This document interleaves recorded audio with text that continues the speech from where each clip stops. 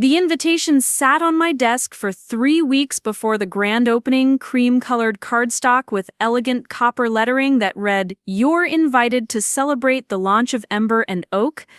I had hand-delivered each one personally, watching my family's faces as they promised they'd be there. My father held his invitation like it was made of glass, telling me how proud he was. My mother kissed my cheek and said she wouldn't miss it for the world. Derek, my older brother, clapped me on the shoulder and said it was about time I did something ambitious. Even Kelly, my younger sister, fresh out of college and full of opinions, told me she'd bring friends to fill the place. I believed every word. I had no reason not to. These were the people who raised me, who shared meals at our family table every Sunday, who supposedly wanted the best for me. So when opening night arrived and I stood in the empty dining room at 7:30, watching couples and food critics and local influencers fill every table except the one reserved for my family, I felt something crack inside my chest that I didn't know could break. Before we jump back in, tell us where you're tuning in from, and if this story touches you, make sure you're subscribed because tomorrow I've saved something extra special for you.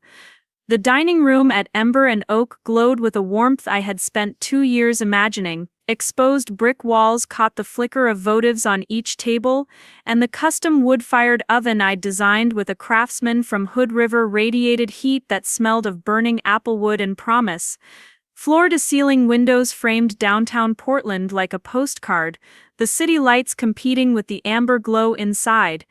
Everything was exactly as I'd envisioned during those long nights when I worked double shifts at the diner, saving every dollar, sketching floor plans on napkins during my breaks, teaching myself about profit margins and food costs and the 1,000 invisible things that separated dreamers from owners. I'd open the doors at 5 o'clock sharp, my hands trembling as I turned the key for the first time as the owner, not the employee. Jordan Blake, my best friend since culinary school, stood beside me in chef's whites, grinning so wide I thought his face might split. He'd believed in this from the beginning, back when it was just a wild idea I'd whispered over beers after particularly brutal shifts. He was the only one who knew the full story, the only person I'd trusted with the truth of how far I'd come and how much I'd sacrificed to get here. The first guests arrived at 5:15, a couple celebrating their anniversary who'd read about us in Portland Monthly's preview of new restaurants to watch. Then came a food blogger I recognized from Instagram, then a table of 4 who worked at the hospital nearby and had been intrigued by our menu. By 6 o'clock, we were at 70% capacity. By 6:30, we had a wait list. The kitchen hummed with the rhythm Jordan and I had practiced for months, every station moving in sync, every plate leaving the pass looking like art. The reviews were already happening in real time as I watched guests photograph their dishes, their faces lighting up with first bites. But table 12 remained empty.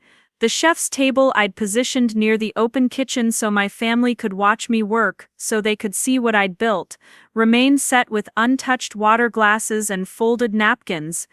I'd put my father at the head, my mother beside him, spaces for Derek and Nicole, for Kelly and whatever friends she'd promised to bring. 8 seats that mocked me every time I glanced over from the expo line. At 7 o'clock I texted my mother, "Running late, we saved your table." 3 dots appeared, then disappeared, then nothing. I texted Kelly, no response. I tried calling Derek but it went straight to voicemail. Jordan caught my eye from the grill station and gave me a look that said he'd noticed, that he was worried, but we were in the middle of service and there was no time to stop and feel whatever was building in my throat. By 7:30 I stopped checking my phone. By 8, I'd accepted they weren't coming.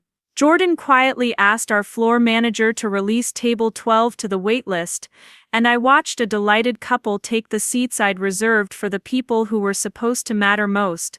They ordered the braised short rib and the seared scallops, and when their food arrived, they ate with the kind of enthusiasm that should have filled me with pride, but instead felt hollow. The evening continued in a blur of tickets and table touches and compliments I barely registered.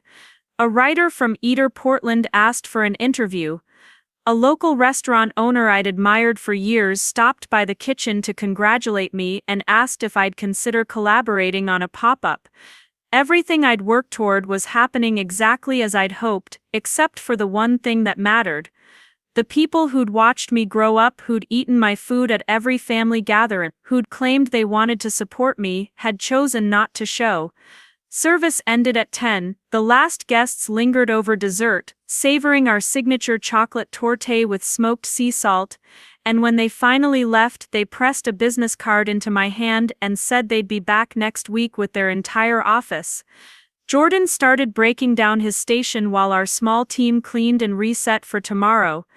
I stood at the pass, looking out at the empty dining room that had been so full of strangers and so empty of family, and felt the weight of the evening finally settle on my shoulders. Jordan found me there 20 minutes later, after everyone else had gone home. He didn't say anything at first, just stood beside me in the quiet restaurant, both of us still in our whites, both of us exhausted. Finally he spoke. "You want to talk about it?" I shook my head. "What's there to say? They didn't come. Did they give you a reason?" "They didn't give me anything. No call, no text after I reached out, nothing." I laughed, but it came out bitter. "I hand-delivered those invitations, Jordan. I looked each of them in the eye and told them how much it would mean to have them here."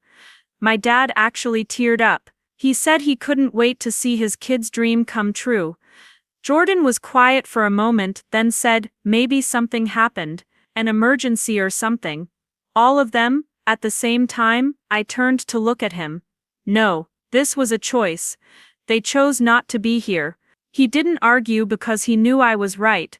We'd been friends long enough that he understood my family dynamics, had heard enough stories to know that their absence wasn't an accident. It was a statement. I just didn't understand yet what they were trying to say. We locked up at 11, and I drove home to my small one-bedroom apartment in southeast Portland, the same place I'd lived for 3 years while I saved and planned and built toward this night. It wasn't much, barely 600 square feet with a kitchen the size of a closet, but it was mine and it was paid for, and every penny I'd earned beyond rent had gone into Ember and Oak. Derek loved to joke about my living situation whenever he visited, loved to compare it to the 4-bedroom house he and Nicole had bought in Beaverton, as if square footage was the only measure of success. I fell asleep that night still in my chef's whites, too tired to shower, too hurt to process what had happened. My phone sat silent on the nightstand, no missed calls, no apologetic texts. Nothing to explain why the people who claimed to love me had abandoned the most important night of my life. Morning came too early. I had to be back at the restaurant by 9 to receive deliveries and prep for lunch service. Jordan arrived at the same time, both of us moving slower than usual, the exhaustion of opening night layered with something heavier. We worked in comfortable silence, breaking down vegetables, portioning proteins, preparing the sauces and stocks that would form the backbone of today's menu. It was meditative work. Preparing and narrating this story took us a lot of time, so if you are enjoying it, subscribe to our channel. It means a lot to us. Now back to the story. The kind that let my mind wander, and it kept wandering back to that empty table. Around 10:30, my phone buzzed. Finally, I thought, reaching for it with hands still dusty with flour. But it wasn't an apology, it was a text in the family group chat, the one we'd had for years, usually filled with Sunday dinner plans and birthday reminders and photos of Kelly's cat. Derek had sent a photo. It showed our entire family, all of them, gathered around a table at some restaurant I didn't recognize. My parents, Derek and Nicole, Kelly, even my Aunt Margaret who lived in Seattle.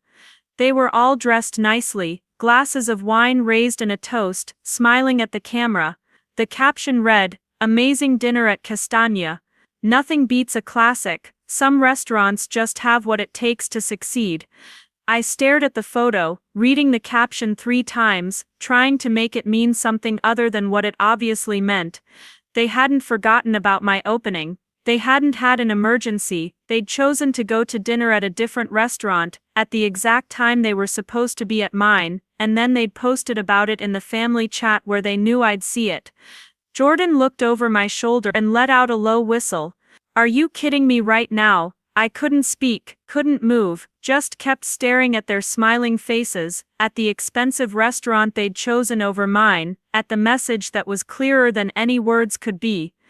They didn't believe in me, they didn't think Ember and Oak would succeed, they'd gone somewhere established, somewhere safe, somewhere that didn't require them to bet on their own family member. My phone buzzed again. Kelly had replied to Derek's photo with a string of emojis and best meal ever. My mother had hearted the message. Nobody mentioned my restaurant, nobody acknowledged that they'd missed my opening, nobody seemed to care. Alex, Jordan said carefully, watching my face, "What do you want to do?" I set my phone down on the stainless steel counter, screen side down so I didn't have to see it. "I want to prep for lunch service. We have reservations starting at 11:30, that's not what I meant." "I know what you meant." I turned back to the vegetables I'd been chopping, picking up my knife with hands that shook slightly. "But right now, we have a restaurant to run, whatever this is, whatever they're trying to prove, it doesn't change what we built here." Jordan nodded slowly, respecting the boundary I'd drawn, but I could feel his concern radiating across the kitchen. He knew me well enough to recognize when I was holding something back, when I was using work to avoid feeling things I didn't want to feel. But he also knew me well enough to let me process in my own time. Lunch service was steady, not as overwhelming as opening night, but solid enough to feel encouraging.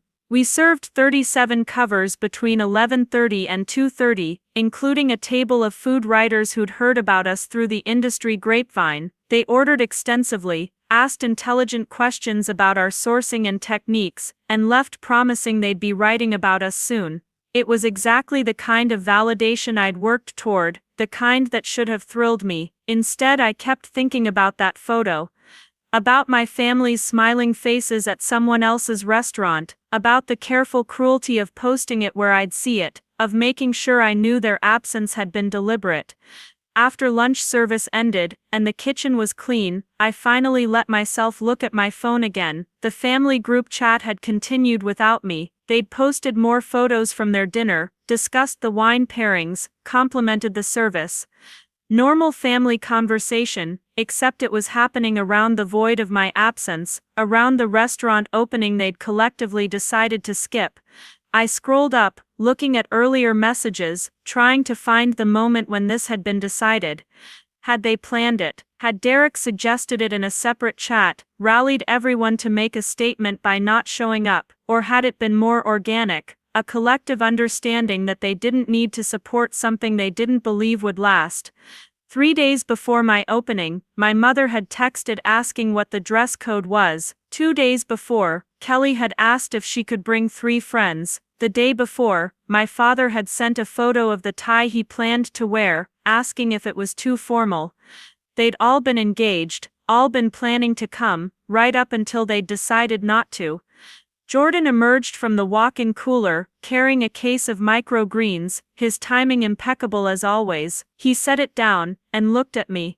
"You ready to talk yet?" "There's nothing to talk about." They made their position clear. "Which is what exactly?" "That they don't support you, that they don't believe Ember and Oak will succeed, that I'm wasting my time and their presence would just be humoring a fantasy." I gestured around the kitchen, at the commercial equipment I'd carefully selected, at the systems we'd built, at everything that represented 2 years of planning and sacrifice. "They think this is going to fail, and they don't want to be associated with it when it does. That's insane. We're booked solid for the next 2 weeks. We had food writers here today. Portland Monthly is featuring us next month. They don't know any of that. They still think I'm a line cook barely making rent, and they can't imagine how someone like me could possibly open a successful restaurant." I heard the bitterness in my voice, and couldn't stop it. Derek's been telling anyone who'll listen about my poor life choices for years. Why would he show up to support something he's already decided is doomed? Jordan leaned against the counter, arms crossed. "So what are you going to do about it?"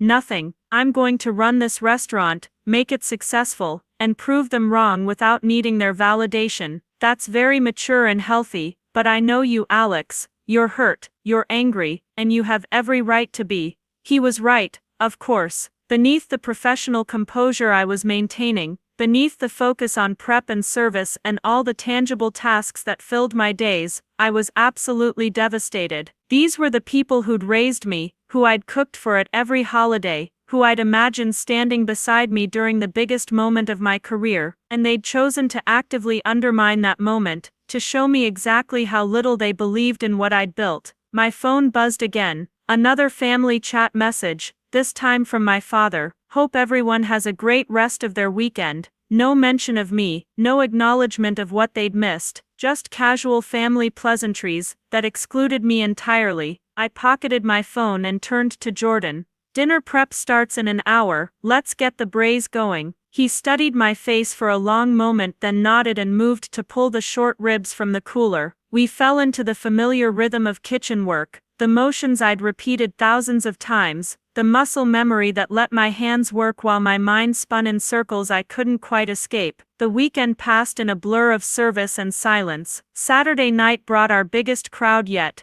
every table filled, the energy in the dining room electric with the kind of buzz that restaurants dream about. Food journalists sat beside first-time diners who'd heard about us through word of mouth. A couple celebrating their engagement asked if they could book their rehearsal dinner with us 6 months out. Our signature dish, the wood-fired salmon with charred lemon and herb oil, sold out by 8:30. Jordan had to pivot to the halibut special, which ended up impressing a table of chefs from a Michelin-starred restaurant in Seattle, who were in town for a food festival. Everything was working. Every system we'd designed, every recipe we'd tested, every detail I'd obsessed over was coming together exactly as planned. By any objective measure, Ember and Oak's opening weekend was a triumph, but I couldn't shake the hollow feeling that settled in my chest every time I glanced toward the dining room and remembered who wasn't there. Sunday brought a slightly slower lunch service, which gave me time to actually breathe and take stock. Jordan and I sat in the small office behind the kitchen, reviewing numbers on my laptop. Reservations were already booked 3 weeks out.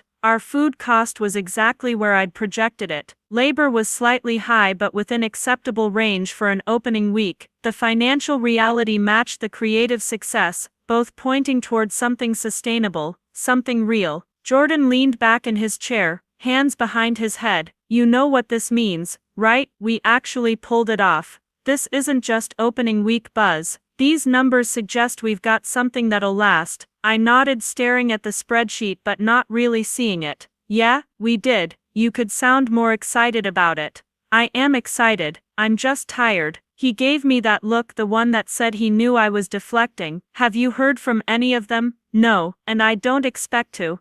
I closed the laptop. They made their statement. I got the message. Which was what? Exactly, because I still don't understand what they were thinking. I'd been asking myself the same question for 3 days. I think they were trying to teach me a lesson, show me that I was being unrealistic, that I needed to stay in my lane. Derek's always been the successful one, the one with the real career and the impressive salary. Kelly just graduated with a degree in marketing and already has a job at a tech startup. Even my parents, they worked hard their whole lives, but they played it safe. Steady jobs, predictable income, nothing risky, and you opened a restaurant, which is basically the definition of risky. Exactly. I think they see this as reckless, as me trying to be something I'm not, and by not showing up, by going to an established restaurant instead, they were showing me what real success looks like. They were putting me in my place. Jordan was quiet for a moment. That's really messed up,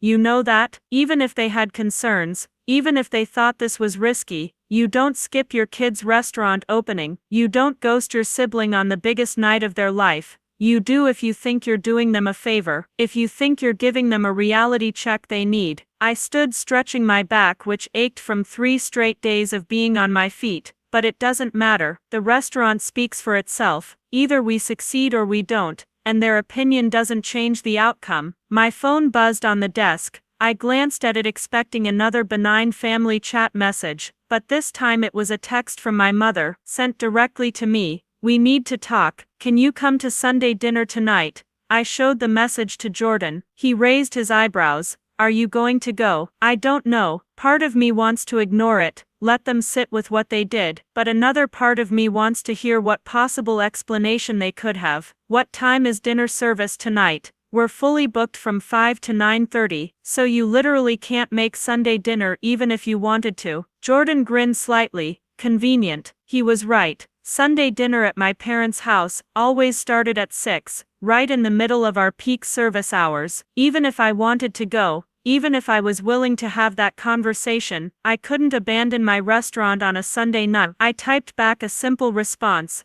"Can't tonight, restaurant." My mother's reply came 30 seconds later: "This is exactly what we need to discuss. Tomorrow then, lunch at the house." I stared at the message, anger rising in my chest. The presumption that I could just drop everything, that my schedule was flexible in a way that suited their needs, felt like another dismissal of what I'd built. But I was also curious, morbidly so, about what they wanted to say, what explanation they thought would justify their absence. "I'll go tomorrow," I told Jordan. "Monday's our day off anyway, might as well get this over with." He nodded. "Want me to come with you?" Moral support. "No, this is family business," as dysfunctional as that family might be, but I appreciate the offer. Sunday night service was just as strong as Saturday. We had a party of 8 celebrating a birthday, who ordered almost everything on the menu, passing plates family style, and laughing loud enough to energize the whole dining room. A local Instagram influencer posted a photo of our chocolate torte that immediately got thousands of likes. 2 different tables asked if we did private events, which would be a significant revenue stream if we could make it work. I moved through service on autopilot, my hands doing the work while my mind rehearsed conversations I'd have with my family, what I'd say, how I'd respond, whether I'd stay calm or let them see how much they'd hurt me. By the time we closed at 10, I still hadn't decided on a strategy. Part of me wanted to walk in there with all my success metrics printed out, shove the numbers in Derek's face,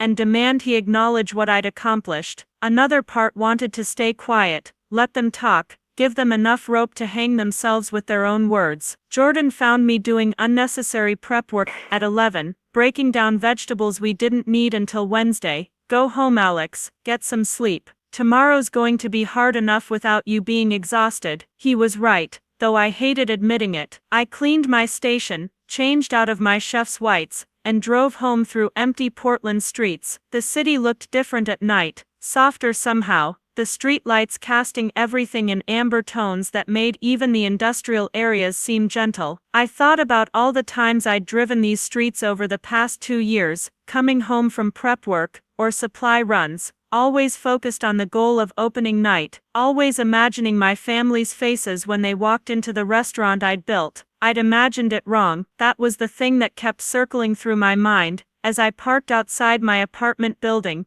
and climbed the stairs to my unit. I'd built an entire fantasy around their support, their pride, their presence, and reality had revealed that fantasy for what it was: just wishful thinking disconnected from who they actually were. Sleep came in fragments that night, my dreams filled with empty tables and unanswered phones, and my father's face when I'd handed him that invitation, the way he'd smiled, and promised he'd be there. I woke Monday morning feeling more tired than when I'd gone to bed, but also oddly calm. Whatever happened at my parents' house today, at least I'd know where things stood, at least the uncertainty would be over. I dressed carefully, not in chef's whites, but in dark jeans and a nice sweater, something that split the difference between casual and professional. I wanted to look put together, successful, like someone who had their life figured out. I drove to Beaverton around 11, giving myself plenty of time before the lunch my mother had commanded I attend. My parents' house looked exactly as it always had, a modest ranch-style home they'd bought 30 years ago when they'd first gotten married. The lawn was neatly maintained, the flower beds my mother tended every spring already showing early tulips. Derek's Tesla was parked in the driveway, which meant he'd already arrived. Kelly's Honda was there too. They'd all made time to come, all adjusted their schedules for this family meeting. I wondered if they'd done the same calculations I had, whether they'd debated what to wear, and what to say. I sat in my car for a full minute before getting out, gathering whatever courage or resolve, or simple curiosity would get me through the next hour. Then I walked up the path I'd walked 1,000 times, past the garden gnome my father thought was hilarious, and my mother tolerated, and knocked on the door of my childhood home. My mother answered immediately, as if she'd been waiting by the door. She looked older than I remembered, though it had only been 3 weeks since I'd last seen her, or maybe I was just seeing her differently now, through the lens of her absence. She smiled, but it didn't reach her eyes. "Alex, come in." The house smelled like roast chicken and rosemary, the same smell that had greeted me after school for years. The living room looked unchanged, same furniture, same family photos on the mantel, including one of me at my culinary school graduation that Derek had missed because of a work conference. Everyone was already gathered, Derek and Nicole on the couch, Kelly in the armchair, my father standing by the window as if he'd been watching for my arrival. No one moved to hug me, no one said congratulations or asked how opening weekend went. They just looked at me with expressions I couldn't quite read, something between concern and determination, like parents about to deliver difficult news to a child who wouldn't want to hear it. "Sit down, honey," my mother said, gesturing to the remaining armchair. I remained standing. "I'd rather not. Whatever this is, just say it." Derek exchanged a glance with my father, some silent communication passing between them. Then he leaned forward, elbows on his knees, using the same posture I'd seen him use in business meetings. "We didn't come to your opening because we think you're making a massive mistake, and we didn't want to encourage it by showing up."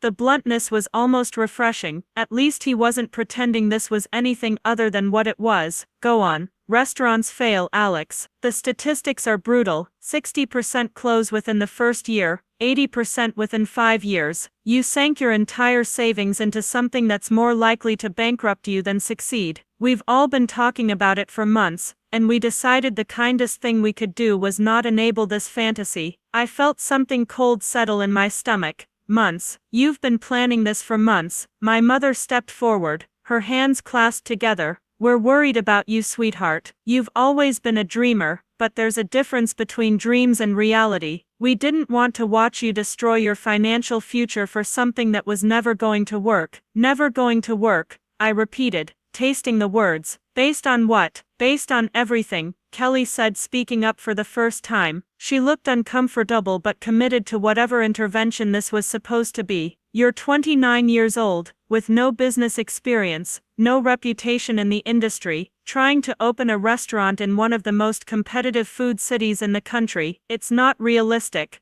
We went to Castagna that night to show you what a real restaurant looks like," Derek continued. "A place that's been successful for years, that has systems and reputation and staying power. We thought if we made it clear that we weren't going to support this recklessness, you might reconsider before it's too late." I stood in my parents' living room, surrounded by people who shared my blood, but apparently understood nothing about who I was or what I'd built. The words they were saying felt distant, like I was hearing them through water. They'd planned this for months. While I was signing leases and hiring staff and perfecting recipes, they'd been conspiring to undermine me, convincing themselves that cruelty was actually kindness. "Before it's too late for what?" I asked, my voice calmer than I felt. "What exactly do you think is going to happen?" My father finally spoke, his voice heavy with what he probably thought was wisdom. "You're going to lose everything, Alex. Your savings, your credit, maybe even your apartment when you can't make rent. We've seen it happen to other people, young folks who think passion is enough. It's not. Business requires capital and experience and connections you just don't have.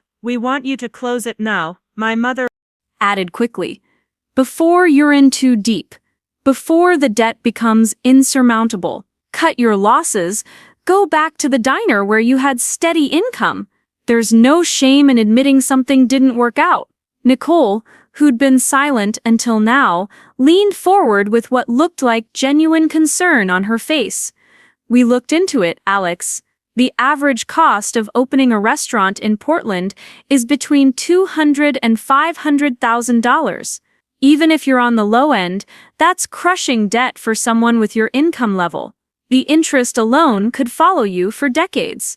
I looked at each of them in turn. These people who thought they knew my situation, who'd made assumptions and decisions based on incomplete information. Derek sat there in his expensive button-down, probably custom-made, looking at me like I was a child who needed protection from my own poor judgment. Kelly fidgeted with her phone, young and certain in the way only someone who'd never truly risked anything could be. My parents stood together, united in their misguided attempt to save me from myself. Are you finished? I asked. We know you're upset, Derek said, but someday you'll understand we did this because we love you. Tough love is still love. Tough love. I tasted the phrase, found it sour. Is that what you call abandoning someone on the most important night of their life? Is that what you call posting photos of yourself at a different restaurant, making sure I knew your absence was deliberate? That's not tough love, Derek.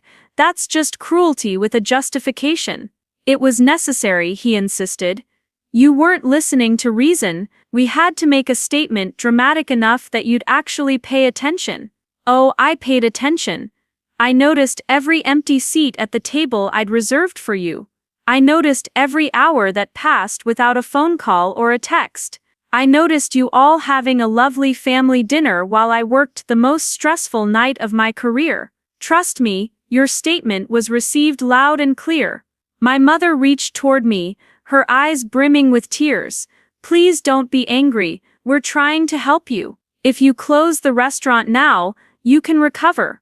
But if you wait until it fails, until you've exhausted every resource, the damage will be so much worse. When it fails, I corrected. You said when, not if. You're already certain of the outcome. The statistics don't lie, Derek said. 80% failure rate within 5 years. Those aren't odds any rational person would bet on. I walked to the window, looking out at the street where I'd learned to ride a bike, where I'd waited for the school bus, where I'd lived a version of my life that felt very far away now. Behind me, my family waited for my response, probably expecting tears or anger or some breakdown that would prove I wasn't ready for the adult world of business and failure. Instead, I felt something settling inside me, a clarity I hadn't possessed even an hour ago. Their intervention had accidentally given me a gift. It had shown me exactly who they were and what they believed about me. There was no more uncertainty, no more wondering if I'd misunderstood their absence. They'd spelled it out explicitly. They thought I was going to fail, and they'd decided not to be there when it happened. I need to tell you something, I said, turning back to face them. And I need you to listen without interrupting, because this is important. My father nodded. Of course. That's why we're here, to talk this through. Ember and Oak had 312 covers this weekend. That's customers, not plates. We served 312 individual people across our opening weekend, with an average check of $68 per person. Our food cost is running at 29%, which is excellent for a new restaurant. Our labor cost is slightly high at 35%, but that's expected during opening when we're overstaffed to ensure quality. We're booked solid for the next 3 weeks, and we already have inquiries about private events that could add significant revenue. Kelly frowned. What are you talking about? I'm talking about the restaurant you all decided would fail. I'm giving you actual data instead of assumptions. I pulled out my phone, opening the spreadsheet Jordan and I had reviewed the day before. Our break-even point is $42,000 per month. Based on our current reservation rate and average check, we'll clear that by week 3. By month 2, we should be profitable. Not breaking even, actually profitable. Derek stood up, his business instincts apparently triggered by numbers. That's impossible. You're 29 years old. How could you possibly have the capital to open a restaurant that's already profitable? Because I didn't just decide to do this last month. I've been planning for 2 years. I worked 80-hour weeks at the diner, saved every penny beyond basic living expenses. I went to culinary school at night, paid in cash so I wouldn't have student loans. I apprenticed with 3 different chefs on my days off, learning everything I could about kitchen management and menu development. I found investors who believed in my concept, people in the industry who saw potential you never bothered to look for. My mother's hand went to her mouth. Investors? You have investors? 3 of them. A retired restaurant owner, who liked my business plan, a local food distributor who gave me favorable terms in exchange for equity, and a chef I worked with who wanted to support new talent. Together they covered 40% of startup costs. I covered the other 60% with my savings and a small business loan, with terms I can easily manage.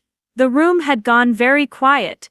Even Derek looked uncertain now, his confident dismissal wavering in the face of actual information. Nicole was staring at her phone, probably trying to verify what I was saying. Kelly just looked confused, as if the numbers didn't align with the version of me she'd constructed in her head. The total cost was $230,000, I continued. Lower than average because I did a lot of the renovation work myself and bought used equipment from restaurants that had closed.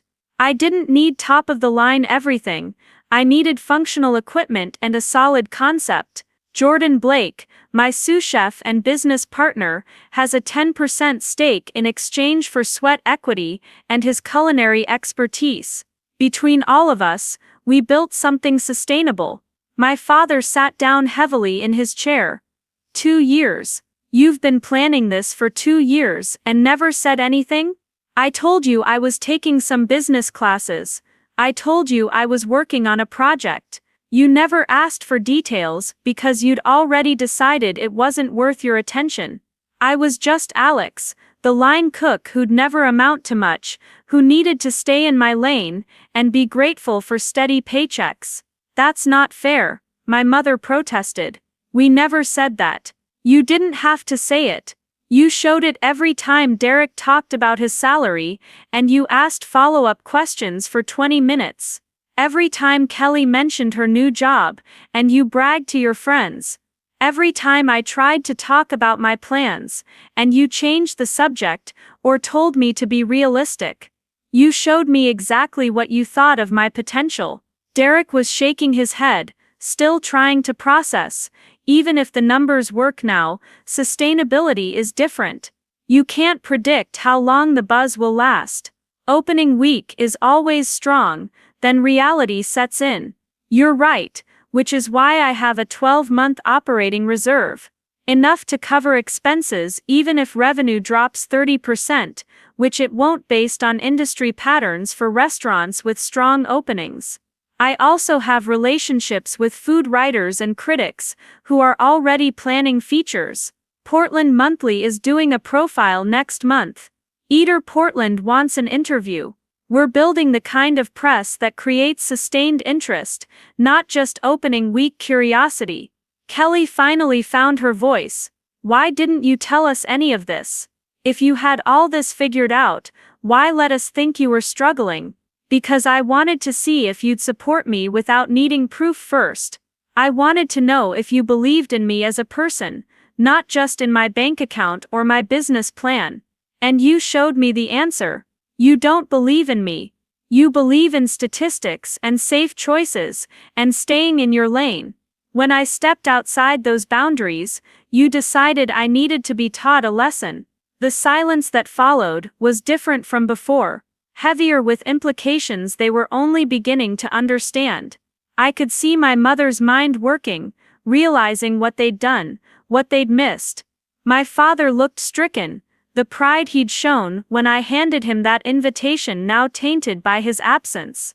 Even Derek seemed less certain, though his jaw was still set in that stubborn way that meant he wasn't ready to admit he'd been wrong. We were trying to protect you, my mother said weakly. No, you were trying to control me. There's a difference. Protection would have been asking questions, offering advice, being present even if you had concerns. What you did was abandon me, because I didn't follow the script you'd written for my life. You decided my dreams were threats that needed to be shut down, and you used the cruelest method available. You made me feel alone, on a night when I should have felt celebrated. Nicole stood up suddenly, her face flushed. This isn't fair. We had legitimate concerns based on real statistics. Restaurant failure rates are facts, not opinions. You can't blame us for being worried. I'm not blaming you for being worried. I'm blaming you for letting worry justify cruelty. You could have expressed concerns and still shown up. You could have said you were scared for me and still been there. Instead, you chose to punish me for taking a risk you weren't brave enough to take yourselves. That landed hard.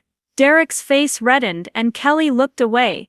My father stared at his hands, and my mother's tears finally spilled over. I felt no satisfaction in their discomfort, only a weary acknowledgement that some truths needed to be spoken even when they hurt. I need you to understand something, I said, my voice softer now, but no less firm. Ember and Oak is going to succeed. Not because I'm lucky, or because I ignored reality, but because I planned carefully and worked harder than you can imagine. And when it does succeed, when it's still thriving a year from now, 5 years from now, I need you to remember this moment. Remember that you chose to bet against me. Remember that when I needed support, you gave me sabotage. Alex, please, my mother started, but I held up my hand. I'm not finished. I came here today because you asked me to, because some part of me still wanted to believe you had a good explanation. But what I found was worse than I imagined. You didn't skip my opening because of an emergency or a misunderstanding. You skipped it because you wanted to hurt me enough that I'd give up. You wanted me to fail before I even started, and that tells me everything I need to know about where we stand. Derek stood up, his business persona cracking slightly. So what? You're cutting us off. You're going to pretend we don't exist because we made one mistake. You call it one mistake. I call it a deliberate choice to humiliate me on the most important night of my life. And no, I'm not cutting you off. I'm just adjusting my expectations. I'm accepting that you're not the people I thought you were, and I'm moving forward accordingly. That's dramatic, Kelly said, but her voice lacked conviction. Is it? You all sat around, discussing my impending failure for months. You coordinated your absence to make a statement. You posted photos of yourselves at another restaurant to make sure I felt the knife twist. That's not dramatic, that's just factual. My father finally stood, moving toward me with hands outstretched. Son, we made a mistake. A big one, but we're still your family. Doesn't that count for something? I looked at him. This man, who'd worked 2 jobs to give us a better life, who'd taught me about hard work and perseverance, who'd apparently forgotten those lessons when it came to believing in his own child. It counts for something. It counts for me standing here explaining this instead of just walking away, but it doesn't count for automatic forgiveness, and it doesn't erase what you did. What do you want from us? My mother asked, her voice breaking. An apology. We're sorry, we're so sorry we hurt you. Please don't let this destroy our family. I looked at my mother's tear-streaked face and felt something complicated twist in my chest. Part of me wanted to accept the apology and move on, to pretend the wound wasn't as deep as it felt. But another part, the part that had stood in an empty restaurant, wondering why the people who raised me couldn't spare a single evening to celebrate with me, knew that sorry wasn't enough. Words were easy. Changed behavior was what mattered. I don't want an apology that comes because you're uncomfortable with the consequences of your actions. I want you to actually understand what you did, and why it was wrong. And right now, I don't think you do. You're sorry I'm upset, but you're not sorry you tried to sabotage me. You still think you were right, you just wish the outcome had been different. Derek crossed his arms. That's not true. We can see we made a mistake. Can you? Because 5 minutes ago, you were still defending it as tough love. You were still talking about failure statistics, and how you needed to make a dramatic statement. That's not remorse, Derek. That's just regret that your plan didn't work. Nicole stood beside her husband, her expression shifting from defensive to something more thoughtful. What would you want us to do differently? If we could go back, what should we have done? It was the first genuine question anyone had asked, and I appreciated it even as I struggled to answer. You should have asked me about my plans instead of assuming I didn't have any. You should have expressed your concerns directly instead of orchestrating some elaborate lesson. You should have trusted that I'm an adult capable of making informed decisions about my own life. And most importantly, you should have shown up. Even if you thought I was making a mistake, you should have been there. But you weren't making a mistake. Kelly said quietly. That's what we're finding out now. You actually knew what you were doing. Would it have mattered if I was making a mistake? Should your support be conditional on me being right? Because that's not how family works, or at least, that's not how I thought it worked. Family shows up. Family supports you even when they're scared for you. Family doesn't abandon you to teach you a lesson. My father sat back down, and for the first time since I'd arrived, he looked truly broken.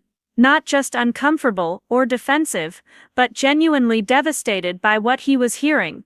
I stood at your graduation and promised I'd always be there for you.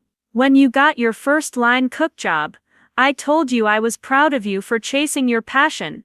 And then when it really mattered, when you needed me most, I let your brother convince me that staying away was the right thing to do. Derek's head snapped toward him. Don't put this all on me. You agreed with every word I said. I know I did. And I was wrong. My father looked at me with eyes that suddenly seemed older. I let fear make my decisions. Fear that you'd fail, fear that you'd be hurt, fear that I'd have to watch you struggle. And I convinced myself that preventing the struggle was more important than being present for it. That was wrong. And I'm sorry. The apology felt different from my mother's, more specific, more aware of what had actually been taken from me. But it still didn't erase the empty table, or the hours I'd spent, wondering if I was fundamentally unlovable. It didn't undo the damage of believing my family saw me as someone destined to fail. I appreciate that. I said carefully. I do. But I need you to understand that this changed things between us. I can't go back to Sunday dinners and family holidays and pretend everything is fine. I can't trust you the way I did before, because now I know that your support is conditional. I know that if I make choices you don't approve of, you'll withdraw rather than engage. That's not fair. Derek protested. One mistake doesn't define our entire relationship. It wasn't one mistake. It was months of planning. It was deliberate coordination. It was posting photos to hurt me. It was choosing another restaurant, specifically to make a point. Those aren't mistakes, Derek. Those are choices, consistent choices that revealed something about how you see me. Kelly spoke up, her voice uncertain. What if we came to the restaurant now? Would that help? We could make a reservation, bring friends, show our support publicly. I shook my head. I don't want performative support. I don't want you showing up now, because you found out I might actually succeed. That's not belief, that's just hedging your bets. If you come to Ember and Oak, I want it to be because you genuinely want to celebrate what I've built, not because you're trying to get back in my good graces. Then what do you want? My mother asked desperately. Tell us what we can do to fix this. I want time. I want space to process what happened and figure out what our relationship looks like going forward. I want you to sit with the discomfort of what you did instead of rushing to make it better. And I want you to think about why you didn't believe in me, what that says about how you see me, and whether that's something you can actually change. The room fell silent again.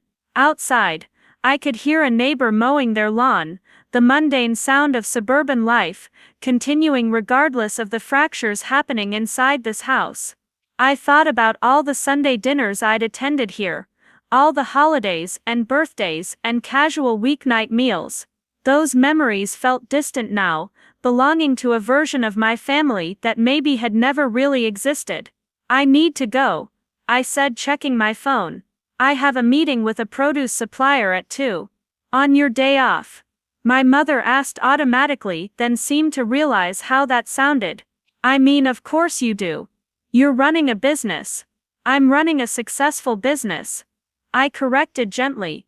And that requires working even on days off, especially in the beginning. But I don't resent it. I chose this life, and I'm good at it, and I'm proud of what I've built. I just wish you could have been proud of it too. Before you knew the numbers worked out. I walked toward the door, and nobody tried to stop me. My hand was on the knob when my father spoke again. Alex. Wait. Just one more thing. I turned back. He was standing now, hands in his pockets, looking more vulnerable than I'd ever seen him. That night, when you gave me the invitation, I cried because I was so proud of you. Not because of what you'd accomplished, but because you'd had the courage to try. And then I let fear turn that pride into doubt, and I threw away the chance to be there for the moment you'd worked so hard to create. I need you to know that I regret that more than anything I've ever done. Not because you turned out to be successful, but because I failed you when you needed me to believe.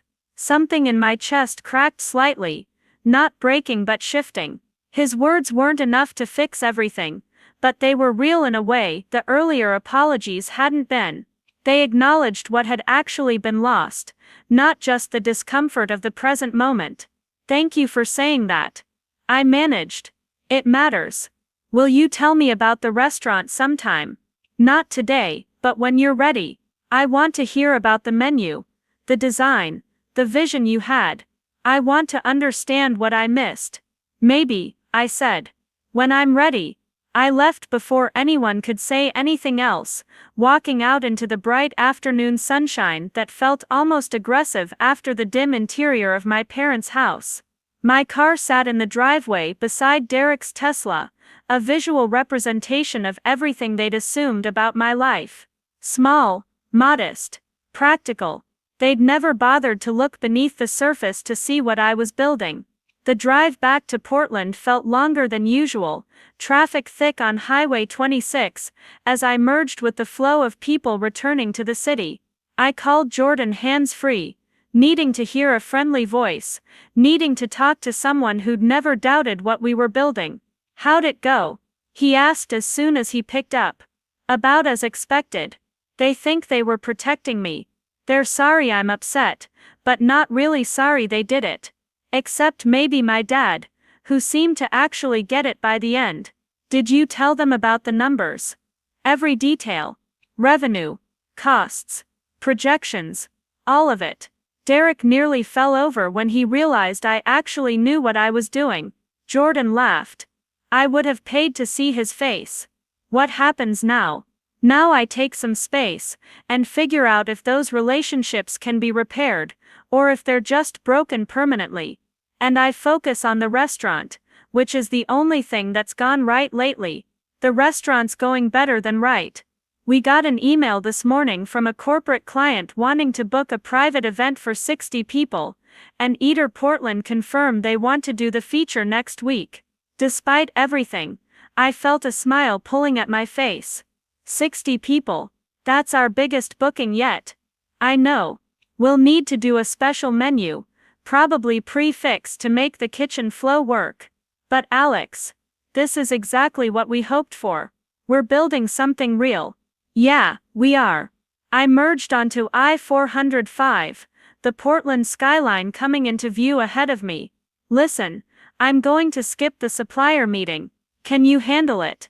I just need some time to process. Of course. Take the afternoon. Hell, take the whole day. You've earned it. I hung up and found myself driving not toward my apartment, but toward the restaurant. I parked on the street outside, looking up at the sign Jordan and I had agonized over for weeks before choosing the right font and style. Ember and oak and copper letters that caught the afternoon light. Through the windows, I could see the empty dining room, tables set and ready for tomorrow's service, everything in its place. I let myself in through the front door, disarming the alarm, and standing in the quiet space. Without guests and music, and the energy of service, the restaurant felt different, more intimate somehow. I walked through the dining room, running my hand along the back of each chair, remembering the countless decisions that had gone into every detail. The table placement for optimal flow, the lighting designed to create warmth without darkness, the acoustic panels hidden in the ceiling to manage sound. The kitchen was spotless from yesterday's closing, every surface gleaming, every tool in its proper place. I stood at the pass, where I'd stood 3 nights ago, watching strangers fill the seats my family had abandoned, and I felt something settling inside me. Yes, their absence had hurt. Yes, I'd have to figure out how to process that hurt, and whether forgiveness was possible. But standing here in the space I'd built, in the dream I'd manifested through planning and work, and relentless determination, I realized something important. Their belief wasn't necessary for my success. It would have been nice. It would have made the victory sweeter, but their doubt hadn't stopped me, and their absence hadn't broken me. I'd built Ember and Oak not because my family believed I could, but because I believed it myself. And that belief, that core certainty about my own capabilities, was something they'd never given me, and could never take away. My phone buzzed with a text from Jordan. Supplier meeting went great. Locked in spring vegetables at fantastic prices. Also, just got a call from Willamette Week wanting to add us to their best new restaurants list. It's happening, Alex. I typed back quickly. It's happening because we made it happen. See you tomorrow morning for prep.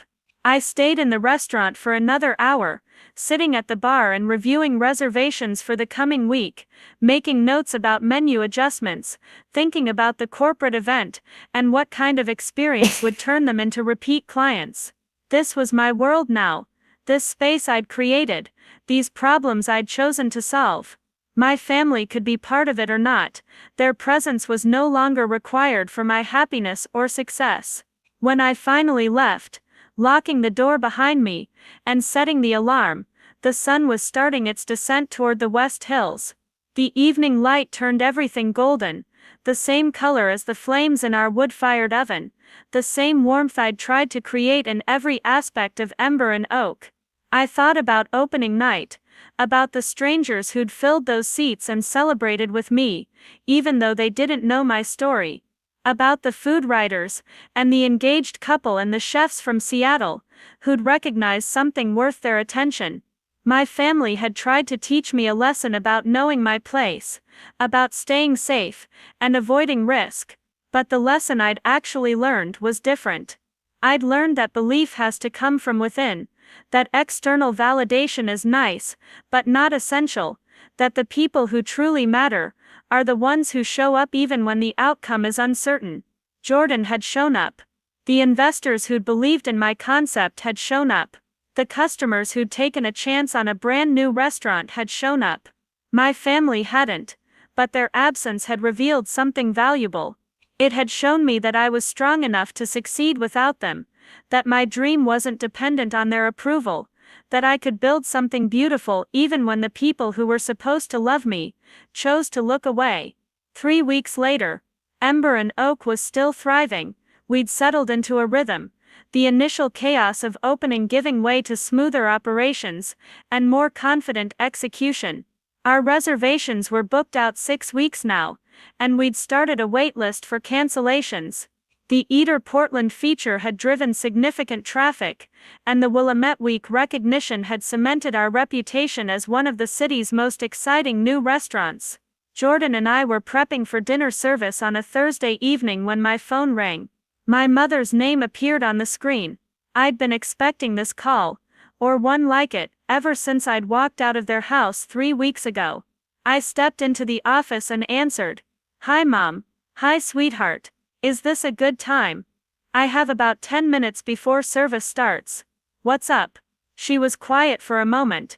"Your father and I would like to come to the restaurant. Not for any big reconciliation or dramatic gesture. Just to have dinner, to see what you've built. Kelly wants to come too. Would that be okay?" I leaned against the desk, processing the request. Part of me wanted to say no, to make them wait longer, to punish them the way they'd punished me. But another part, The part that remembered my father's genuine remorse and my mother's tears, knew that this was what healing looked like: imperfect, uncomfortable, requiring vulnerability from everyone involved. "Okay," I said. "But I need you to understand something first. If you come as guests, not as family doing me a favor. You make a reservation like everyone else, you pay for your meal, and you don't expect special treatment or private conversations during service. If you want to see what I've built, you see it the way everyone else does." Of course, that's exactly what we want. "And Derek? Is he coming?" Another pause. "He says he's not ready. He's still processing everything, still struggling with being wrong about something he was so certain of. But I think he'll come around eventually." Maybe he will. Maybe he won't. Either way, that's his choice to make. I checked my watch. I need to get back to the kitchen. Make a reservation through our website, any night except Friday or Saturday since those are fully booked. And Mom, I'm glad you called. Me too, sweetheart. Me too. They came the following Tuesday, my parents and Kelly, making a reservation for 6:30 under my mother's name. I didn't tell Jordan until an hour before they arrived, not wanting to make a big deal of it, not wanting to disrupt the flow of service with emotional complications.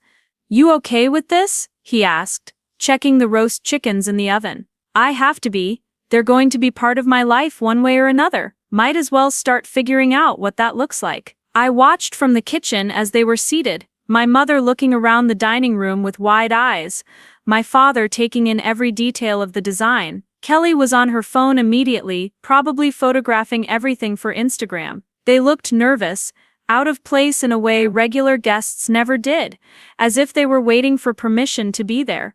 Our server, Maria, was one of our best, warm and knowledgeable without being overbearing. I'd briefed her that these were family members, but asked her to treat them normally, no special accommodations. She brought them menus and water, explained our concept and sourcing, answered their questions about the wood-fired oven. I stayed in the kitchen, focused on tickets and timing, treating their table like any other. They ordered carefully, my parents choosing the roast chicken and the pork chop, Kelly opting for the salmon. I cooked their food myself, not because they were family, but because I cooked most of our proteins anyway, and I made sure each plate was perfect. The chicken with crispy skin and herb butter, the pork chop with apple, mostarda and roasted vegetables, the salmon with charred lemon and fennel. These were the dishes I'd perfected over months of testing, the food I was proud to serve to anyone who walked through our door. Maria brought the plates out, and I watched through the pass as my parents took their first bites. My mother's hand went to her mouth, her eyes closing.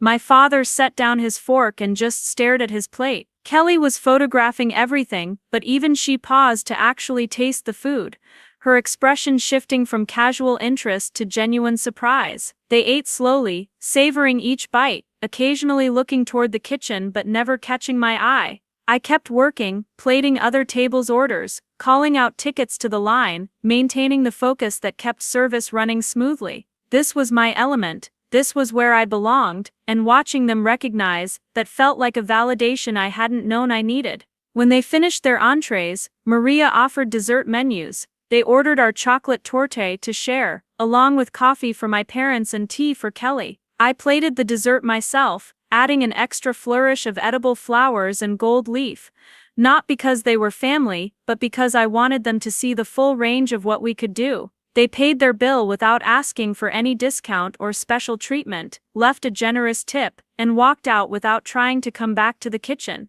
It was only after they'd gone, after I'd watched them pause outside the windows and talk animatedly about what they'd experienced, that I realized I was smiling. Jordan nudged me. "That looked like it went well." "Yeah, it did." My phone buzzed 10 minutes later. A text from my mother. "That was incredible. I had no idea. We're so proud of you, sweetheart. Thank you for letting us come." I typed back a simple response. "Thank you for coming." Kelly texted next, a string of photos from the meal followed by "I'm posting all of this. My followers need to know about this place. Also, I'm sorry I didn't believe in you. You're kind of a genius." Even my father sent a message, just a few words but they meant everything. "You were right. This is real. I should have trusted you." I pocketed my phone and turned back to the kitchen, where tickets were still printing and food still needed cooking. Their visit had been a step towards something, maybe not full reconciliation, but at least acknowledgement. They'd seen what I'd built, tasted the food I'd perfected, experienced the world I'd created, and maybe eventually, that would be enough for us to rebuild some version of family that honored both my independence and our connection. The weeks turned into months, and Ember and Oak continued to thrive.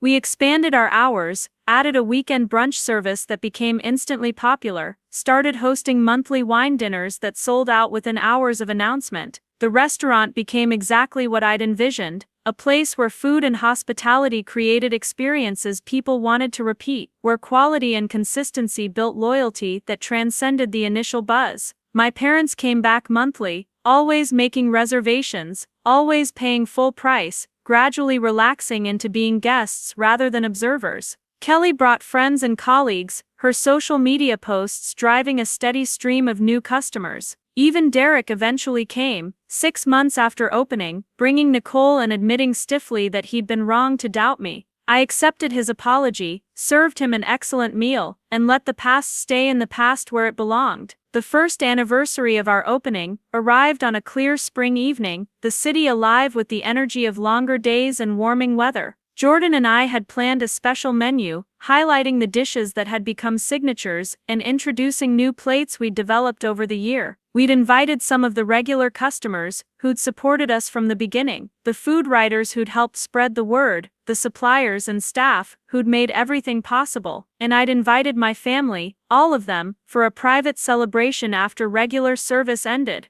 They came, even Derek, who still looked uncomfortable but was making an effort. We gathered around the chef's table, the one that had sat empty on opening night, and I served them a tasting menu that told the story of our first year. My father raised a glass when the meal concluded, his voice thick with emotion. "A year ago, I made the biggest mistake of my life by not being here when you needed me. I can't change that, but I can be here now, and I can tell you that what you've built is extraordinary. Not just the food or the success, but the integrity and vision and sheer determination it took to make this happen. I'm proud of you, Alex, not because you proved us wrong, but because you stayed true to yourself, even when we didn't believe." I felt tears pricking at my eyes, but kept my voice steady. Thank you, all of you, for being here tonight, for taking the journey to get here. This place exists because I refuse to let other people's doubts become my limitations, but it thrives because of the people who believed even when it wasn't easy, who showed up even when the outcome was uncertain. Family isn't just about blood, it's about who stands beside you when it matters. Jordan raised his glass, to Ember and Oak, to second chances, and to the courage to build something beautiful even when nobody else can see it yet. We drank together, the people who'd hurt me and the people who'd supported me, all gathered in the space I'd created through vision and work and unwavering belief in my own capabilities. The restaurant hummed around us, the equipment cooling down, the last traces of service settling into quiet. Outside, Portland continued its endless rhythm, but in here, in this moment, everything felt exactly as it should be. The lesson my family had tried to teach me was about knowing my place, about accepting limitations, about staying safe. But the lesson I'd actually learned was about trust, not in others' belief, but in my own judgment,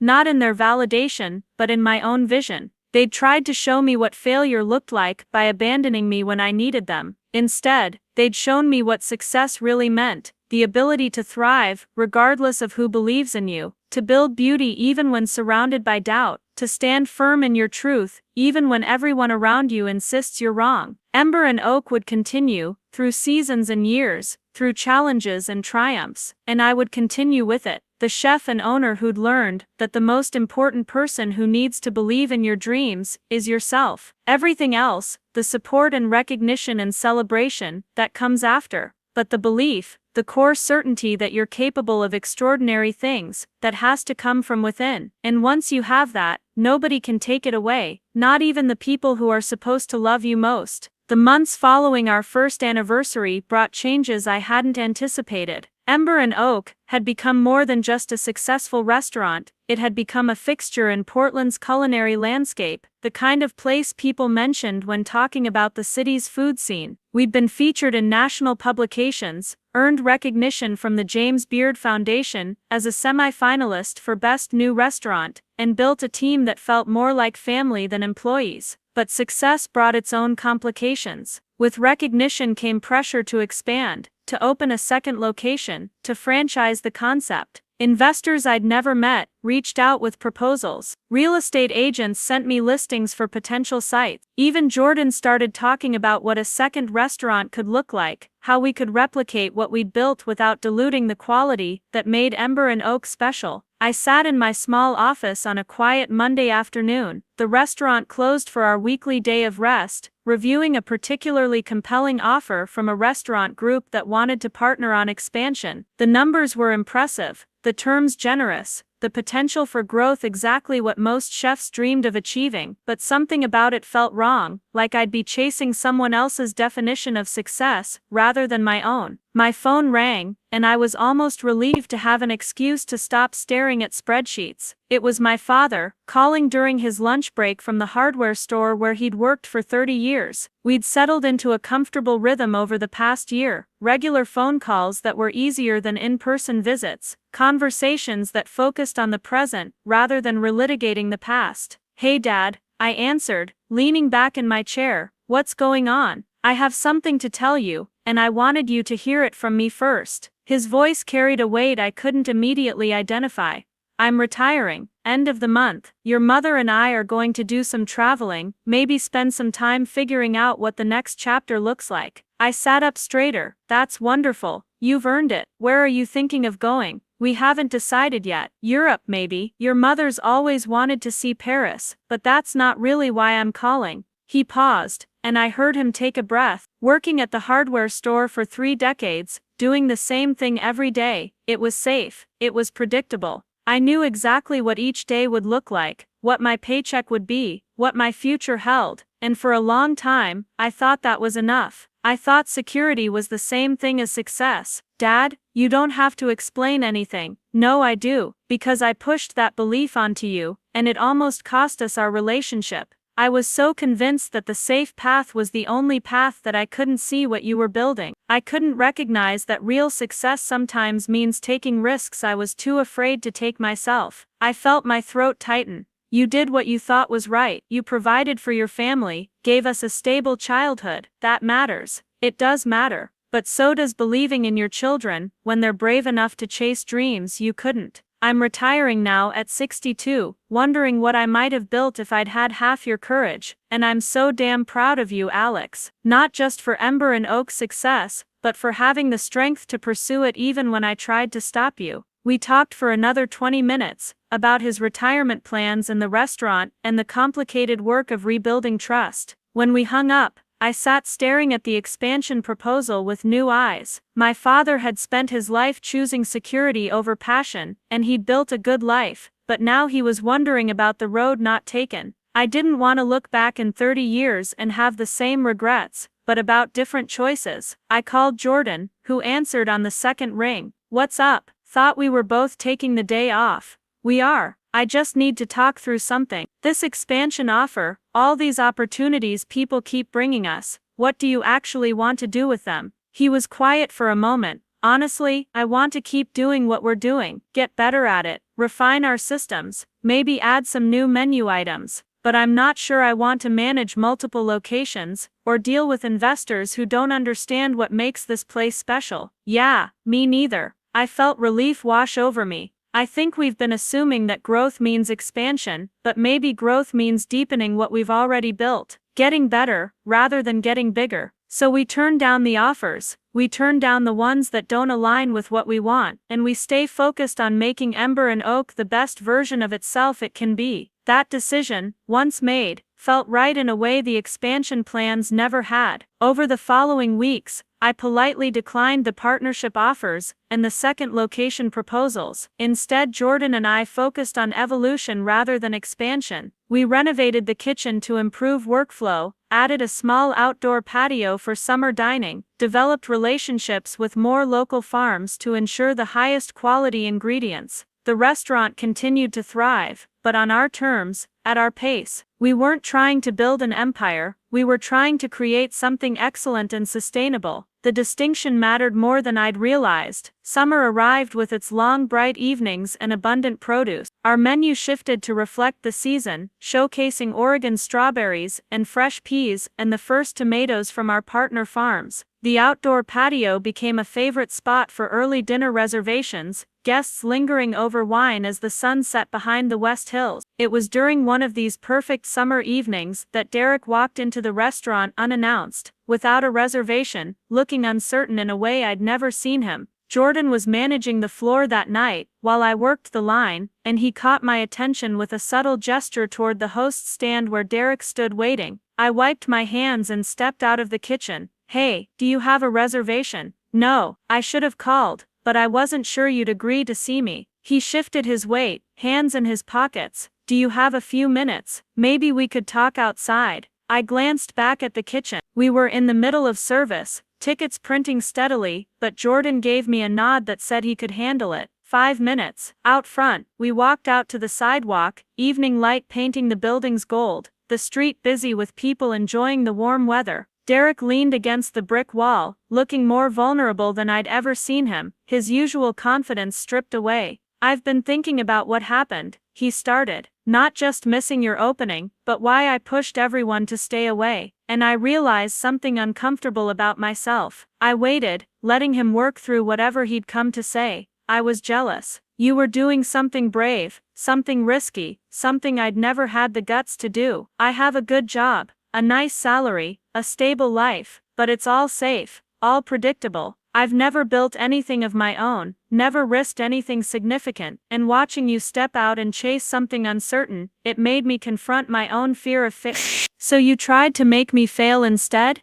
"Yeah, I told myself I was being practical, that I was protecting you from inevitable disappointment, but really, I think I wanted to prove that taking risks doesn't work, that the safe path I'd chosen was the right one, because if you succeeded where I'd never even tried, what did that say about me?" I leaned against the wall beside him. "It says you made different choices. There's nothing wrong with wanting stability, maybe not, but there's something wrong with tearing down someone else's dreams, because they highlight your own regrets." He turned to look at me. "I don't expect you to forgive me. I don't even know if I deserve to be in your life after what I did, but I needed you to know that I understand now. What I did wasn't about you or your restaurant, it was about my own inadequacy." The admission hung between us. A year ago, I might have found satisfaction in hearing him acknowledge his mistakes. Now I just felt tired of carrying the weight of other people's issues, tired of letting their fears and regrets shape my emotional landscape. "I appreciate you telling me this," I said finally. "It helps to understand where it came from, but Derek, I can't fix whatever's missing in your life. I can't make you feel better about your choices by forgiving you for trying to sabotage mine. That work is yours to do." "I know, I'm not asking you to fix anything. I just wanted you to know that I see it now, what I did and why, and I'm sorry." We stood in silence for a moment, the sounds of the city filling the space between us. Finally, I pushed off the wall. "I need to get back to service. But Derek, if you want to be part of my life going forward, it has to be real, not just showing up when it's convenient, or when you feel guilty. Real relationship requires consistent effort, and I'm not sure you're capable of that. I want to try. If you'll let me, then try. But don't expect me to make it easy, and don't expect immediate trust. You burned that, and earning it back takes time." I left him standing on the sidewalk and returned to the kitchen, slipping back into the rhythm of service like putting on familiar clothes. Whatever happened with Derek, whatever he did or didn't do to repair our relationship, it couldn't touch what I'd built here. This space, this success, this life I'd created, it existed independent of his approval or his presence. The evening continued smoothly, each plate leaving the kitchen exactly as it should, each table experiencing the care and attention that had become our hallmark. Around 9, Jordan caught my attention and gestured toward the dining room. I looked through the pass and saw Derek sitting at the bar, nursing a glass of wine, watching the restaurant operate. He stayed until we closed, never asking to speak to me, never demanding attention, just observing, taking in the space I'd created, the team I'd built, the success he'd tried to prevent. When the last guests left and we started breaking down for the night, he approached the kitchen door. "Can I help clean up?" he asked. "I know it's strange, but I'd like to understand this world you've built, and maybe the best way to do that is to see how it works from the inside." I considered refusing, but something about the request felt genuine. "Fine, you can start by taking out the trash. Jordan will show you where it goes." For the next hour, Derek worked alongside our team, hauling trash, wiping down stations, sweeping floors. He didn't complain about the physical labor or act like it was beneath him. He just did the work, slowly and imperfectly, but with an earnestness that was new. When everything was clean, and the team had gone home, the three of us sat at the bar with beers, Derek looking exhausted but satisfied. I had no idea how much work this was. Not just the cooking, but everything else. The organization, the timing, the constant attention to detail. "It's a lot," I acknowledged, "but it's worth it when you love what you're doing." He nodded slowly. "I used to think loving your work was a luxury, that the smart thing was to choose a career for security and find fulfillment elsewhere. But sitting here now, seeing what you've created, I realize I might have gotten it backwards. Maybe the real luxury is spending your life doing something that matters to you." Jordan stood stretching. "On that philosophical note, I'm heading out. Alex, you good to lock up?" "Yeah, go ahead. See you tomorrow." After Jordan left, Derek and I sat in the quiet restaurant, the only sound the hum of refrigeration units and distant traffic. He swirled the last of his beer, then spoke quietly. "I want you to know something. When you succeed, when Ember and Oak keeps thriving and growing and becoming everything you envisioned, it won't be despite me trying to stop you. It'll be because you were strong enough that my doubts couldn't touch you. That's not something I could have taught you, even if I'd tried. That strength was always yours." "I know," I said simply, because I did know, had learned it the hard way through nights of doubt and moments of fear, and the persistent work of believing in myself when nobody else would. We finished our beers, and I walked him to the door, setting the alarm as we stepped outside. The night air was cool, summer's warmth fading with the late hour. Derek's car was parked down the block, and he paused before heading toward it. "Can I come back? Not as a customer, but like this. Maybe help close sometimes, learn about this world. I'm not trying to insert myself where I don't belong, but I'd like to understand what drives you, what makes this worth all the sacrifice." I thought about it, about whether having him around would help or hurt, whether his presence would feel like healing, or just reopening wounds. Finally I nodded. "You can come back, but Derek, I need you to understand something. I'm not doing this to prove anything to you or anyone else anymore. I'm doing it because I love it, because it challenges me, because building something excellent matters to me. Your opinion, whether positive or negative, doesn't change that. I get it, and honestly, that's what I want to learn. How to do something because it matters to me, not because it proves something to someone else." He left, and I stood outside Ember and Oak for a few minutes, looking at the restaurant I'd built against all the odds and doubts people had thrown at me. The sign glowed softly in the darkness, copper letters catching the streetlight. Inside, everything was clean and ready for tomorrow, systems in place, ingredients prepped, the constant cycle of creation and service that defined this life I'd chosen. My phone buzzed. A text from Kelly. "Just saw Derek's Instagram. He posted about working at your restaurant tonight, about learning what real passion looks like. I think he's finally getting it." I smiled, pocketing my phone. Maybe Derek was getting it, or maybe he wasn't, but either way, it didn't define my success. That was the final lesson I'd needed to learn. Success wasn't about proving doubters wrong, or earning validation from people who'd failed to believe. Success was about building something you believed in so completely that other people's opinions became irrelevant. The seasons cycled on, and Ember and Oak continued to evolve. We added a chef's counter, where guests could watch the kitchen work while enjoying a tasting menu. We started hosting cooking classes on Monday afternoons, sharing techniques with home cooks who wanted to understand the craft. We partnered with culinary schools to offer internships, giving young cooks the kind of mentorship I'd had to seek out on my own. Derek did come back, regularly, helping with closing duties and slowly learning the rhythms of restaurant work. He never tried to give advice or assert authority, just absorbed what he could, and occasionally asked thoughtful questions. Over time, his presence became normal, another part of the restaurant's ecosystem. My parents visited monthly, sometimes bringing friends, always genuine in their appreciation. My mother had taken up food photography and documented each visit with careful attention to lighting and composition. My father had started a blog about Portland restaurants, featuring Ember and Oak prominently, but also exploring the broader culinary landscape. They were finding their own relationship to food and hospitality, ways to connect with what I'd built without trying to claim ownership of it. Kelly had become one of our most effective marketing assets, her social media presence driving steady traffic to the restaurant. But more than that, she'd developed a genuine interest in the business side of hospitality, often staying after her meals to ask about operations and finance.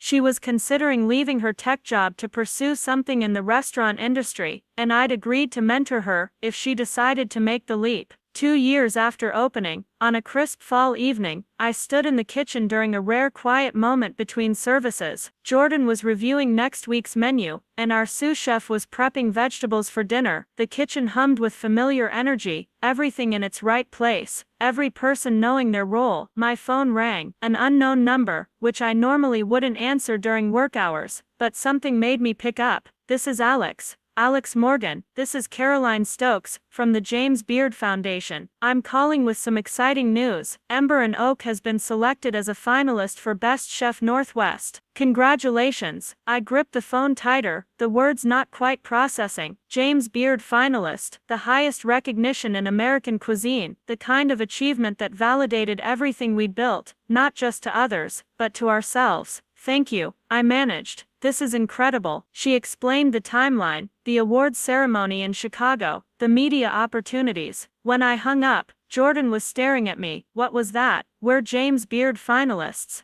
The kitchen erupted in celebration, our small team gathering around, everyone talking at once. This was bigger than good reviews, or full reservations, or financial success. This was the culinary establishment, recognizing that what we'd built mattered, that our approach to food and hospitality had achieved something worth celebrating. I called my father first. He answered with his usual greeting, and I said simply, "Dad, we're James Beard finalists." The silence on the other end lasted so long, I thought we'd been disconnected. Then I heard him crying, soft sounds he tried to muffle. "Oh Alex, oh my God, I'm so proud of you, so incredibly proud." "I know Dad, I know you are." I called the rest of my family, each conversation bringing its own emotion. Kelly screamed so loud I had to pull the phone away from my ear. Derek's voice cracked when he said congratulations, and I could hear the weight of everything unspoken, all the doubts he'd harbored, all the wrong assumptions he'd made. My mother cried happy tears, and immediately started planning what she'd wear to the awards ceremony. That evening, after service, I gathered the team for a proper celebration. We opened champagne and toasted not just the nomination but everything it represented. The early mornings and late nights, the constant refinement of skills, the dedication to excellence that defined every shift. This recognition belonged to all of us, everyone who'd believed in what we were building when it was just an idea sketched on napkins. Jordan pulled me aside as the celebration continued around us. "You know what this means, right? This validates everything. Everyone who doubted you, everyone who said it wouldn't work, this proves them wrong." I shook my head. "It doesn't prove anything except that we did good work. Whether I win or not, whether we get the recognition or not, what we've built here stands on its own merit." That's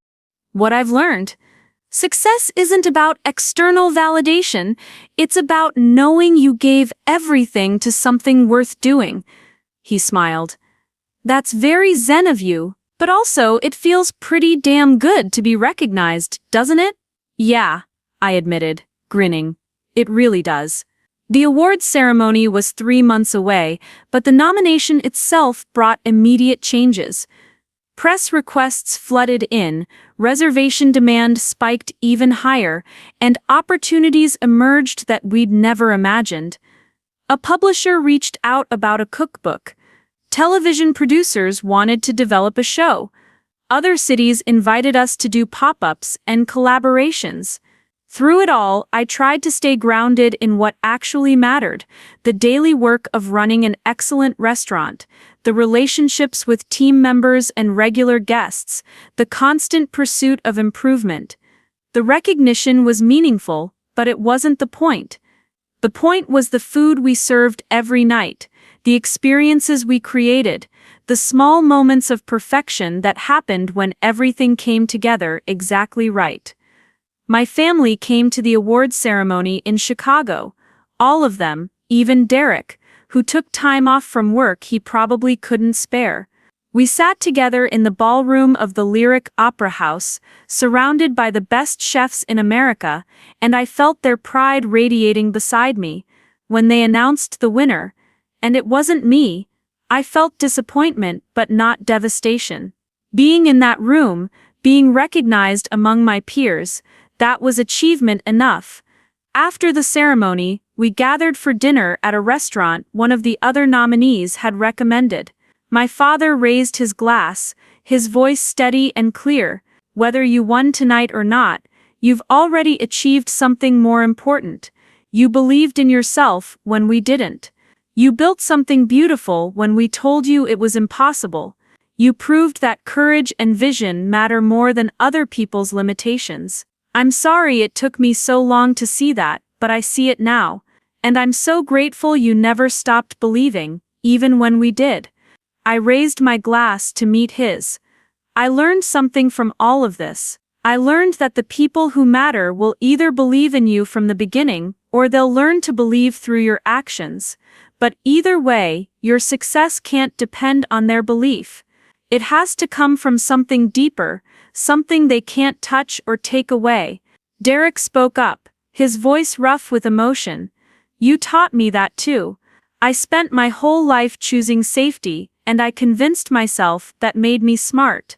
But watching you take risks and build something extraordinary, I realized safety isn't the same as success. Real achievement requires courage I never had, until maybe now." "What do you mean?"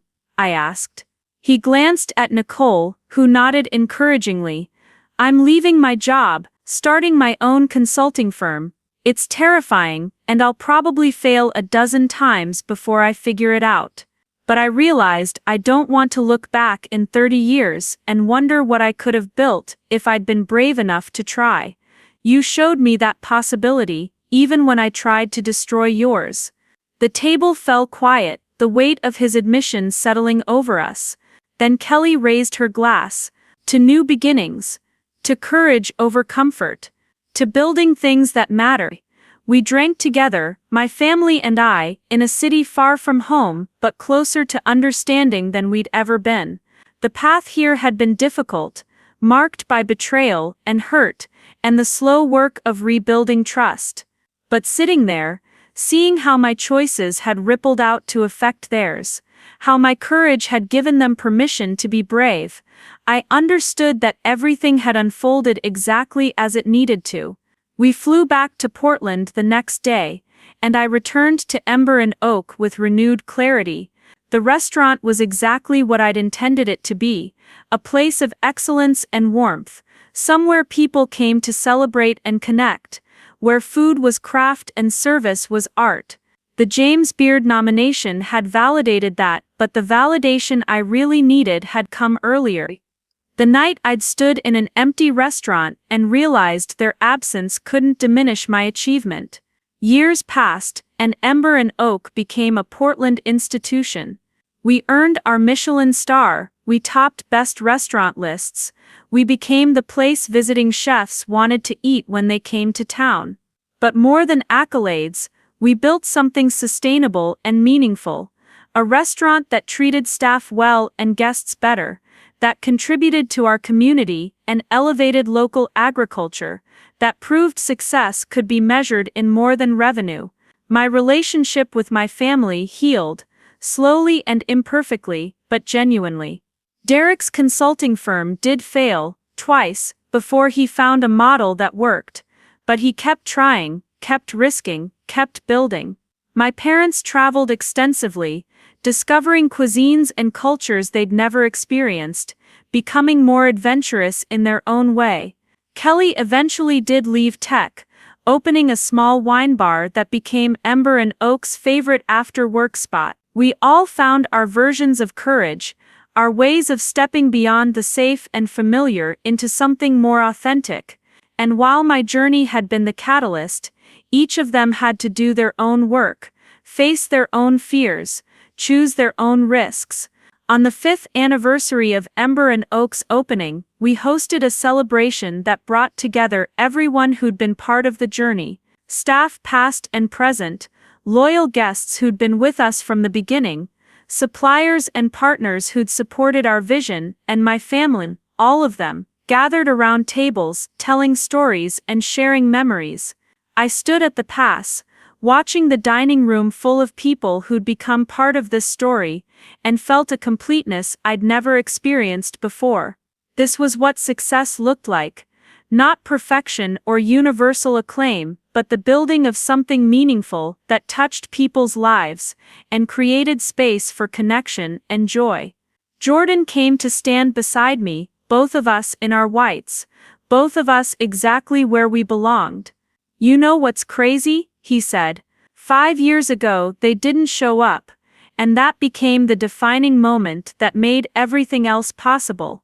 He was right, their absence had hurt, had wounded me in ways I'd needed time to heal, but it had also freed me from needing their approval, from measuring my worth by their belief.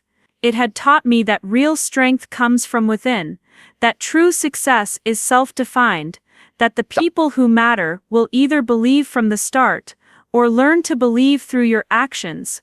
My father caught my eye from across the room, and raised his glass.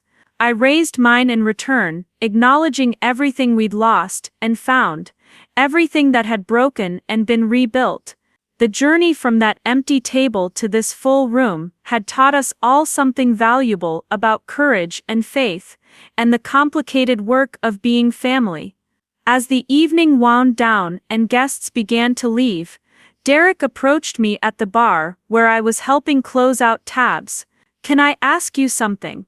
Do you ever think about what would have happened if we'd shown up that night, if we'd supported you from the beginning?" I considered the question. Sometimes, but honestly, I think things unfolded exactly as they needed to. Your absence forced me to find strength I didn't know I had.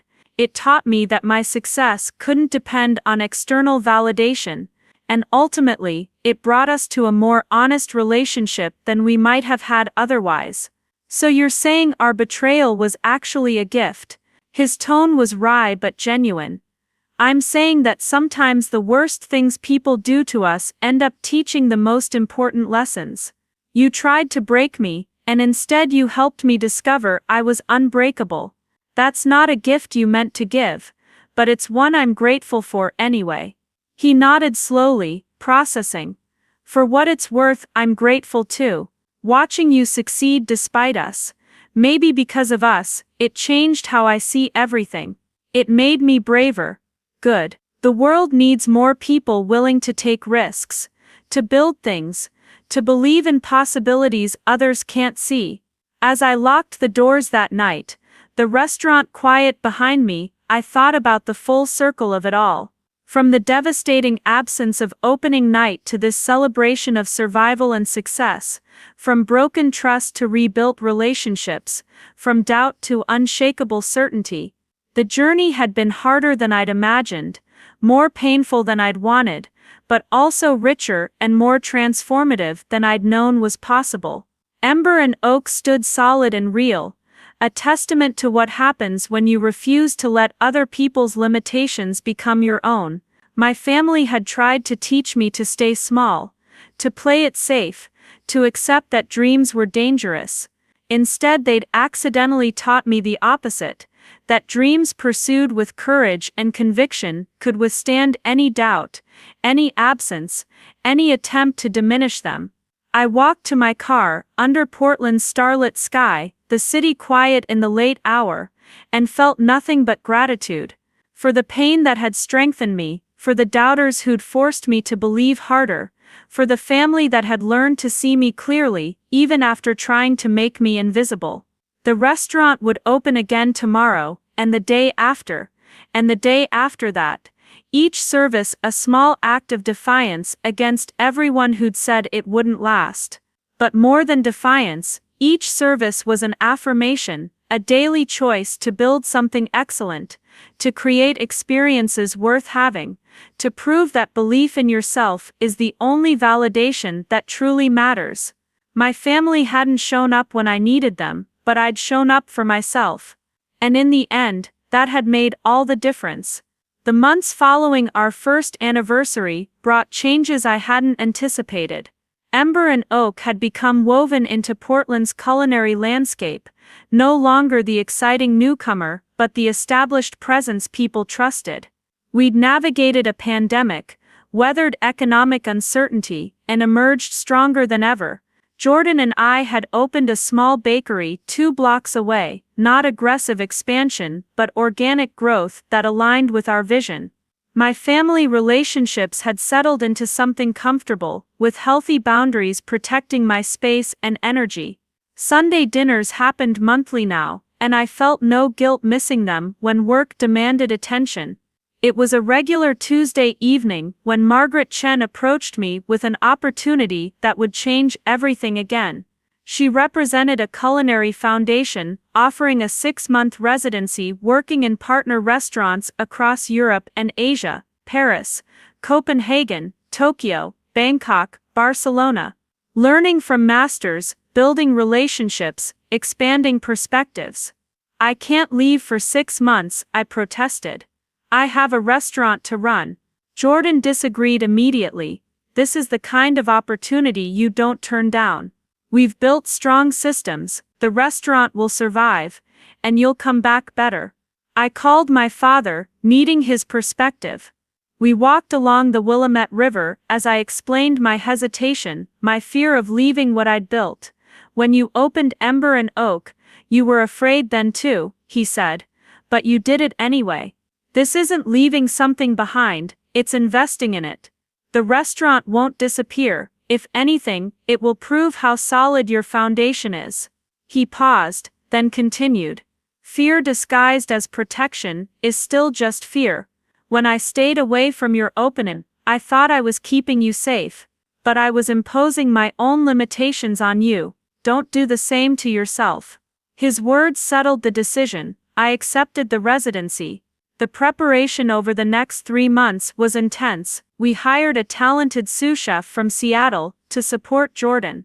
We adjusted the menu to highlight his strengths, created communication systems, and prepared the team for transition. My family threw a going-away dinner, and this time, their words carried weight I could trust. Derek spoke first, his voice steady. "When you opened this restaurant, I tried to stop you because I was afraid of what your success would mean about my choices. Now you're taking another leap, and I'm just grateful to witness it. You've taught us that growth requires courage," Kelly added, tears in her eyes. "You showed me that passion matters more than practicality. My wine bar exists because you proved it was possible to chase a dream and catch it." My mother's voice wavered. "I spent too many years trying to keep you small, but you were never meant to be small. Come back to us changed, come back to us better." My father finished, his hand covering mine. "We failed you once by not believing. We won't fail you again by not supporting. Go learn, go grow, go become whoever you're meant to be next." The 6 months transformed everything I understood about cooking. In Paris, I learned precision in classical technique. Copenhagen taught me to see potential in ingredients I'd previously ignored. Tokyo brought discipline that bordered on meditation. Bangkok exploded with complexity that made me rethink flavor entirely. Barcelona finished with fire and tradition, teaching me that rules existed to be mastered before being broken. Throughout it all, I video called Jordan weekly, watching the restaurant thrive under his leadership.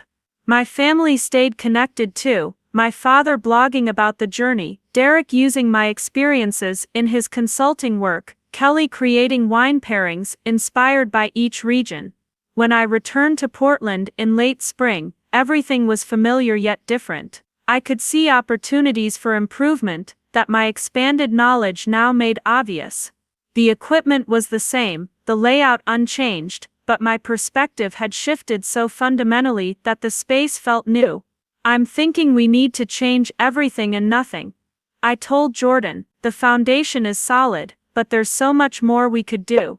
We closed for a week, the first time since opening. I taught the team techniques from each city, demonstrating not just the methods, but the principles behind them. We deconstructed our menu through the lens of what I'd learned, examining each dish with fresh eyes.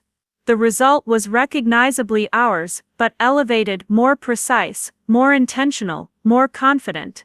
Food critics noted the increased sophistication. Regular guests remarked that the food felt simultaneously refined and approachable, as if we'd figured out how to be excellent without being intimidating. My family came for dinner during our second week back. They asked questions about techniques and ingredients, engaged with the food in ways they never had before.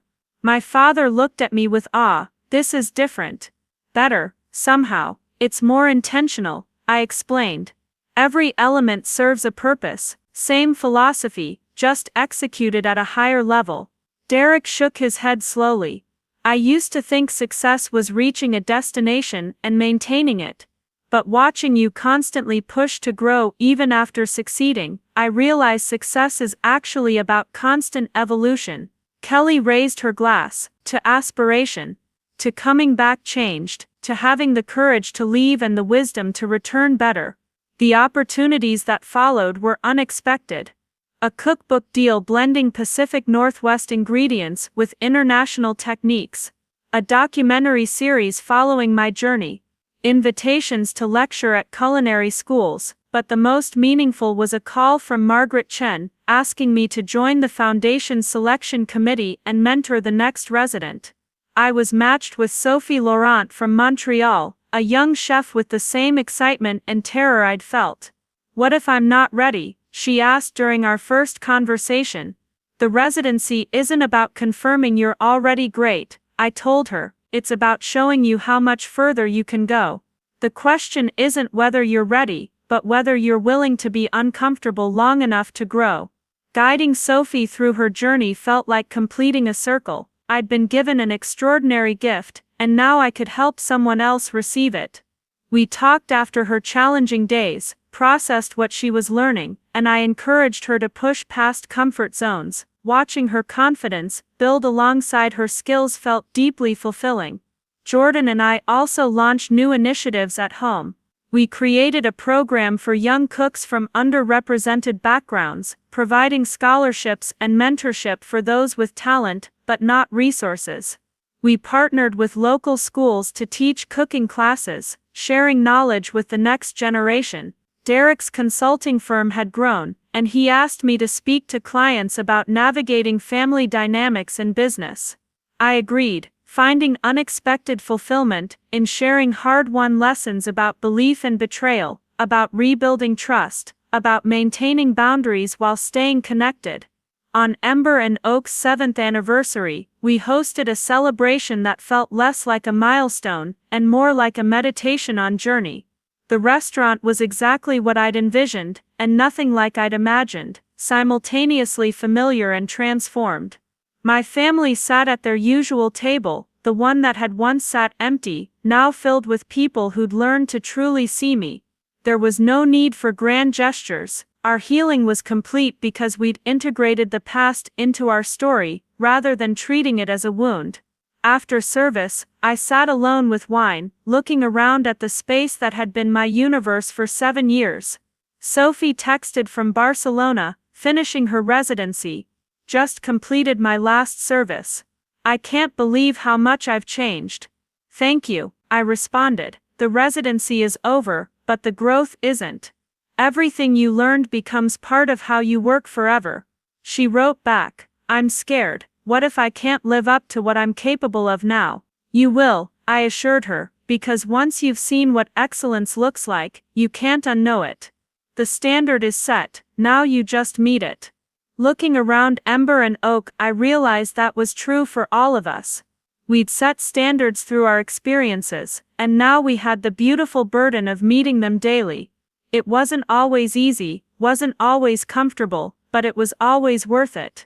The journey from that devastating opening night to this moment had taught me something fundamental about human potential and the nature of success. We're all capable of more than we imagine, more than others can see, more than circumstances suggest is possible.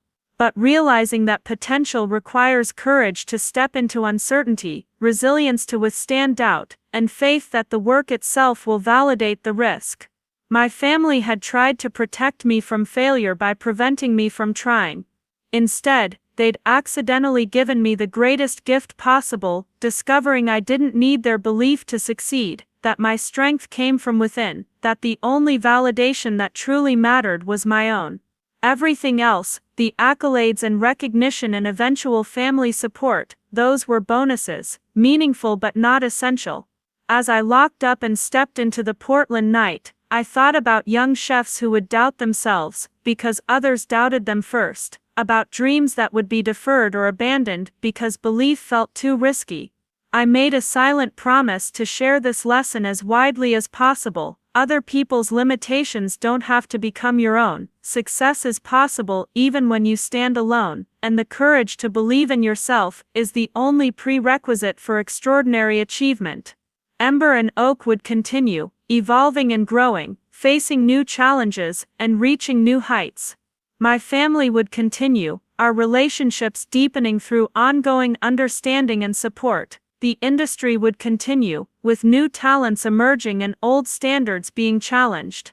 And I would continue, carrying the lessons of that empty opening night table, using them to fuel constant growth and fearless pursuit of excellence. Tomorrow the restaurant would open again, and I'd stand at that pass, calling out orders and checking plates, doing the work I loved with people I respected, creating experiences that mattered. The cycle would continue, as it always had, as it always would, but I would never forget the lesson of that empty table, the gift hidden in the abandonment, the strength discovered in the absence of support. Those memories weren't wounds anymore, they were wisdom, and I would carry them forward into whatever came next, ready to face new challenges with the certainty that I was enough, had always been enough, would always be enough, regardless of who stood beside me or who chose to walk away. Up next, you've got 2 more standout stories right on your screen. If this one hit the mark, you won't want to pass these up. Just